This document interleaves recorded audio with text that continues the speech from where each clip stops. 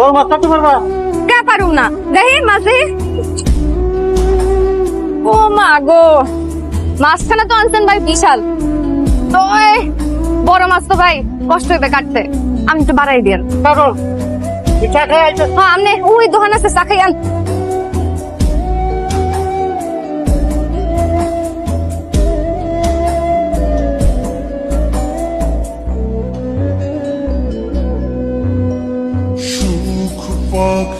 চেহারা এরকম লাগতেছে কেন?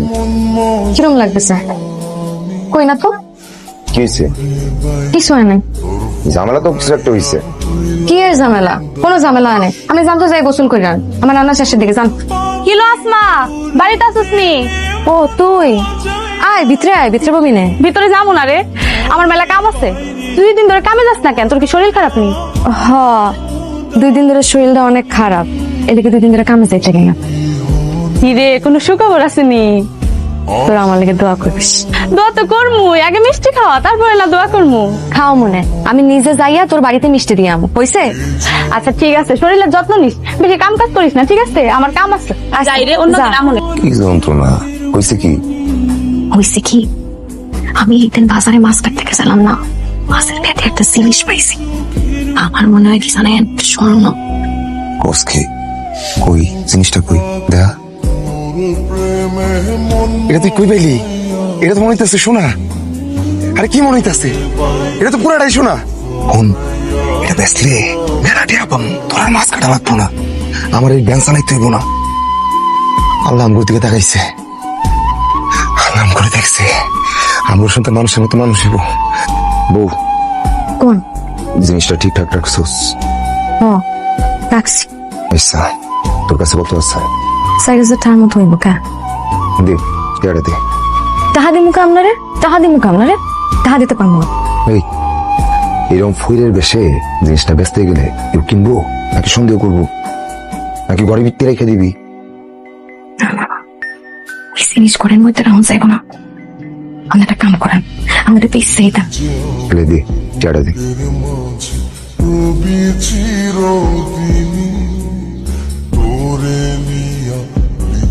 ভাই আসসালামু আলাইকুম।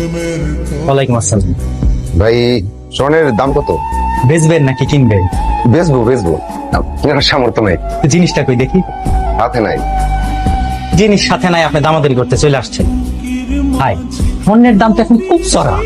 22 ক্যারেটে যেটা পিওর গোল্ড, এটার দাম ধরেন লাখের কাছাকাছি। আপনার জিনিসটা কি? আমার জিনিসটা হলো ভাই ধরেন স্বর্ণই, ওই যে তুরি। যান জিনিসটা নিয়ে আসেন, না দেখে কি আমতে যে দামাদারি করা যায়? আচ্ছা ঠিক আছে ভাই। আপনি কেনা? ও আল্লাহ, আপনি? জি আসসালামু আলাইকুম, আমি আপনার জামাই জনাব মতিন মিয়া। আমার তো চেনাই যাইতেছে না। আমারও দিন বদলাইছে না, এখন যদি আমি না বদলাই কেমনি কি? হ্যাঁ শুনেন, আমার একটা কথা কই, ওই যে জিনিসটা ওইটা বেচা বিক্রির কোনো ব্যবস্থা করলেন? জিনিসটা লয়ে একটা বিপদ আছে। কি বিপদ? এটা যদি এনে ব্যস্ত যাই, আমরা জিজ্ঞাসা করবো এটা কই পাইছি। তো সত্যি কইবেন, কইবেন যে মাছের পেটে পাইছি। মাইয়া মানুষের মাথায় যে একটু জ্ঞান বুদ্ধি কম, এটা তোরে দেখে বোঝা যায়। এই কথা কেউ কই কেউ বিশ্বাস করবো? আমার উল্টা জেলে ডুবাইবো। হায় আল্লাহ, কি কোন?